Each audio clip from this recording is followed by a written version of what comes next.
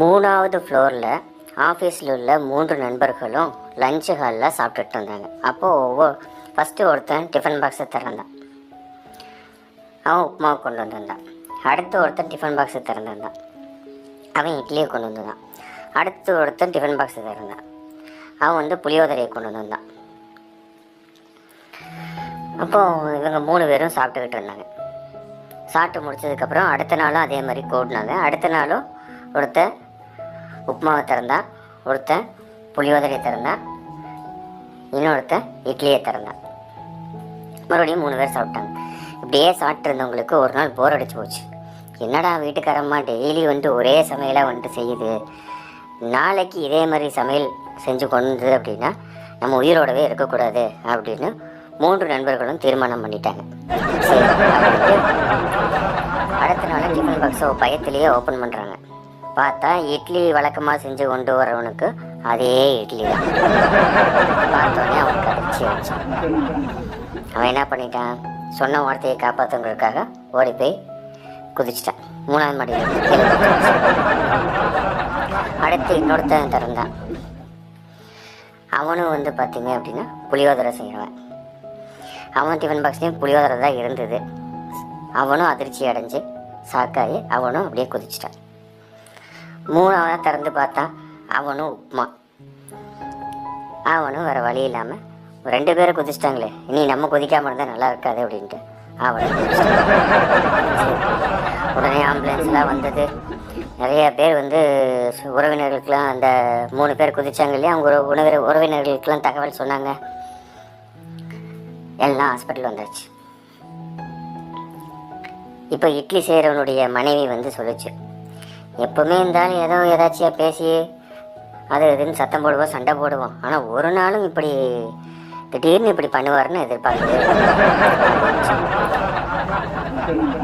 புளியோதரை செய்கிறவனுடைய மனைவியும் புலம்புச்சு, இனிமே இந்த மாதிரி புளியோதரையாக போட்டிருந்தா செத்துருவேன் இருந்தாலும் சொல்லுவார், ஆனால் திடீர்னு இப்படி போய் குதித்து சாகருக்கு முயற்சி எடுப்பாருன்னு எனக்கு தெரியாது. உப்புமாவை செய்கிறம்மா யோசிச்சுக்கிட்டே இருக்கு. என்னம்மா நீ யோசிக்கிற, என்னாச்சு அப்படின்னு.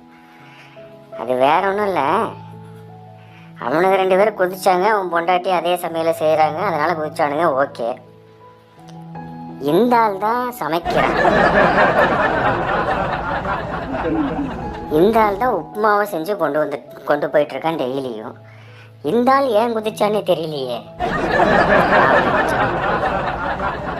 ஒரு கணவன் மனைவியை பார்த்து திட்டுறான், நம்ம குழந்தைக்கு எரும மாட்டு பாலை கொடுக்காதன்னு சொன்ன கேட்டியா நீ? உடனே அதிர்ச்சி அடைஞ்ச மனைவி கேட்டான், ஏங்க என்னாச்சு அப்படின்னு. அங்கே பாரு, உன் குழந்தை அம்மா அம்மான்ட்டு மாடு பின்னாடி போயிட்டுருக்குது. தேட்டரில் படம் நல்லா ஓடிக்கிட்டு இருந்துச்சு. அப்போ பக்கத்தில் உட்காந்துட்டு இருந்தவன் என்கிட்ட கேட்டான், வெத்தலை வாக்கு போட்டிருக்கேன், எச்சி எங்கே துப்புறதுன்னா. நான் சொன்னேன், பக்கத்தில் இருக்கவன் பாக்கெட்டில் துப்புன்னு. பக்கத்தில் இருக்கவன் பாக்கெட்டில் துப்புறது, அவன் சண்டைக்கு வந்துட மாட்டான், என்ன சொல்கிற நீ அப்படின்னா. ஏன் இவ்வளோ நேரம் உன் பாக்கெட்டில் தான் துப்புனேன், நீ என்ன சண்டைக்காக வந்துட்ட. ஒரு தாசில்தார் இருந்தார். அவர் வீட்டில் பார்த்திங்கன்னா அசைவ உணவு, நல்ல பெரிய உயர்தக உணவுகளை தான் எடுத்துக்குவார், நல்லா சாப்பிட்டுட்டு இருந்தார். அப்போது அவருக்கு ரிட்டையர் ஆன ஏஜ் அப்படின்றனால ரிட்டையர்மெண்ட்டும் கொடுத்துட்டாங்க. கொடுத்ததுக்கப்புறம் இந்த அசைவ உணவுகள், உயர்தர உணவுகள்லாம் குறைச்சிட்டு அவர் என்ன பண்ணார்னா, வீட்டில் நார்மலான காய்கறிகளை சாப்பிட ஆரம்பித்தார். ரொம்ப சிக்கனமாக இருக்க ஆரம்பித்தார். திடீர்னு பார்த்தா ரொம்ப ஸ்மெல், அசைவ உணவு ஸ்மெல் அதிகமாக இருக்குது. என்னடா நம்ம வீட்டில் அசைவ உணவு ஸ்மெல் அதிகமாக இருக்குது, நம்மளும் சாப்பிட்றதில்ல, யார் சாப்பிட்றான்னு பார்த்தா நாள் வீட்டு வேலையால் சாப்பிட்டுட்டு இருந்தான். என்னடா நீ நான்வெஜ் சாப்பிட்டுட்ருக்க? நான் இப்போல்லாம் நான்வெஜ் சாப்பிட்றது இல்லையேப்பா, நீ இப்போ நான்வெஜ் சாப்பிட்டுட்ருக்க, என்ன விஷயம் அப்படின்னு சொல்லி கேட்டார். அதுக்கு அந்த வேலையால் சொன்னால், நீங்கள் தான் சார் ரிட்டையர் ஆகிருக்கீங்க, நான் ரிட்டையர் ஆகலையே அப்படின்னு. நான்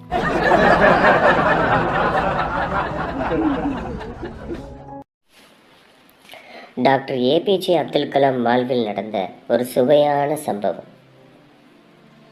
டாக்டர் ஏபிஜே அப்துல் கலாம் ஒரு மெட்ரிக் பள்ளியில் பேசினார். பேசி முடிச்சுட்டு எனி டவுட் அப்படின்னு குழந்தைங்களை பார்த்து கேட்டார். எதுவும் டவுட் இருந்தால் கேளுங்கடா என் செல்லங்களான்னார்.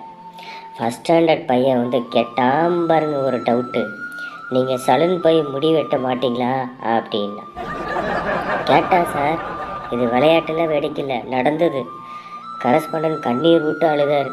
ஒத்த கேள்வியை கேட்டு பள்ளிக்கூடத்தையே மூடிடுவான் போல இருக்குல்லன்னு நினச்சார். ஆனால் அப்துல் கலாம் அப்படியே தூக்கி அந்த பையனை மடியில் உட்கார வச்சு, ஃபென்டாஸ்டிக் டச்செல்லாம், அழகான கேள்வி அழகான கேள்வி அப்படின்னு, உன் முடியை பார்க்குற பச்சை பசேலின நெற்பயிர் நிமிர்ந்து நிற்பது போல் உன் முடி இருக்குது. ஏன் முடியை பார்க்குற விளைச்சல் விளைஞ்சு சாய்ந்து கிடப்பது போல இருக்கிறது. மனிதன் வளரும்போது உன் முடியைப் போல் நிமிர்ந்து இருக்கணும், வளர்ந்த பின் என் முடியைப் போல் பணிந்து இருக்க வேண்டும் அப்படின்னு அந்த பையனுக்கு பதில் சொன்னார். எவ்வளோ அழகாக பதில் சொல்லியிருக்கார் பார்த்தீங்களா. ஒரு 6ஆம் கிளாஸ் படிக்கிற பையனோட அப்பா வந்து வாத்தியார்கிட்ட சொல்லி புலம்புனான். எதிர்காலத்தில் என் பையன் என்னவா வருவான்னு ஒரே கவலையாக இருக்குது சார்னா. உடனே வாத்தியார் சொன்னார், கவலைப்படாத, உன் பையன் பிற்காலத்தில் பெரிய அரசியல்வாதியாக தான் வருவான் அப்படின்னாரு. அவங்க அப்பா உடனே எப்படி சார் அப்படின்னா, எந்த கேள்வி கேட்டாலும் உன் பையன் ஐயோ நெஞ்சு வலிக்குது சார் அப்படின்னு சொல்லி பெஞ்சு மேலே படுத்துக்கிறாயா அப்படின்னு. இன்னொருத்தன் அப்பாவும் கேட்டார், என் பையன் என்னவா வருவான் சார் அப்படின்னு. அவனும் அரசியலில் பெரிய தலைவனாக தான் வருவான் அப்படின்னா. அதை எப்படி சார் கண்டுபிடிச்சேன்னா, டேபிள் மேலே ஒரு பேனாவை வச்சேன், ஒரு ஸ்டெதஸ்கோப்பை வச்சேன், ஒரு புத்தகத்தை வச்சேன், ஒரு ஸ்பேனரை வச்சேன், என்னோடய பணப்பர்சையும் வச்சேன். ஸ்பேனர் எடுத்தானா மெக்கானிக்கல் இன்ஜினியராக வருவான், ஸ்டெதஸ்கோப்பை எடுத்தானா அவன் டாக்டராவோ இல்லை நர்ஸாவோ வருவான், ஒரு புத்தகத்தை எடுத்தானா அவன் ஒரு படைப்பாளியாக வருவான், பேனாவை எடுத்தானா அவன் பெரிய எழுத்தாளராக வருவான், என் பர்ஸை எடுத்தானா அவன் ஒரு பெரிய திருடனாக வருவான்.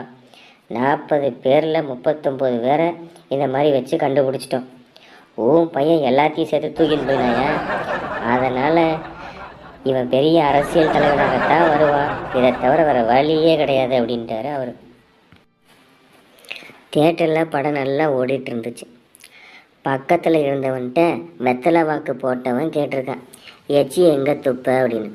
உன் பக்கத்தில் ஒருத்தர் இருக்கான்ல, அவன் பாக்கெட்டில் துப்பு அப்படின்ட்டு இருக்கான். வெத்தலை வாக்கு போட்டவன் சொல்லியிருக்கான், ஐயோ வேணாம்ப்பா வீணாக சண்டையாயிரும் அப்படின்னு. இவ்வளோ நேரம் நான் உன் பாக்கெட்டில் தான் துப்புனேன், இப்போ என்ன நீ என்ன சண்டையாக போட்ட துப்பியா அப்படின்னாலும்.